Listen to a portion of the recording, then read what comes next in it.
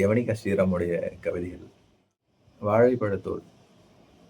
என்னை மிகவும் கேலி செய்வர்களுக்காக நானும் தான் காத்திருக்கிறேன். படைத்த கடவுளின் கேலியை விட அவர்கள் மிக சிறந்த வகையில் கைகொட்டி சிரிக்கும்படி ஒன்றை சொல்லிவிடுகிறார்கள். பொதுவாக சிரிக்க வைப்பவர்கள் துன்பத்தில் தான் இருப்பார்கள் என்று ஒரு ஐதீகம் இருக்கிறது. இருக்கட்டும். சிறு விலங்குகள் வேடிக்கை காட்டி நம்மை மகிழ்விக்கின்றன. நாம் சிரிக்க தொடங்கி விடுகிறோம்.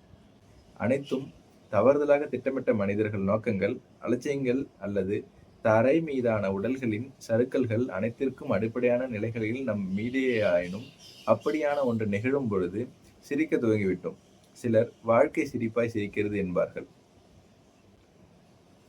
அந்த காலத்தில் வாழைப்பழத்தோல் வழுக்கி மனிதர்கள் தரை வீழ்ந்தது எல்லாம் மிகப்பெரிய நகைச்சுவை அல்லவா? இப்போது நாம் எங்கெங்கெல்லாம் தவறி விழுந்து நகைச்சுவை ஆகிறோம். இப்போதெல்லாம் அருவிகளின் அதிகம் வெள்ளம் வந்து மனிதர்களை இழுத்து போய்விட்டாலும் கூட நாம் சிரிக்க தொடங்கிவிட்டோம்.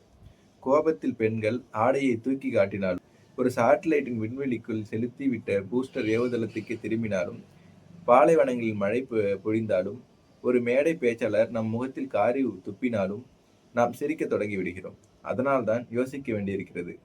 கடவுள் இந்த உலகத்தை ஒரு கேலி பொருளைப் போலவே உண்டாக்கிவிட்டார்.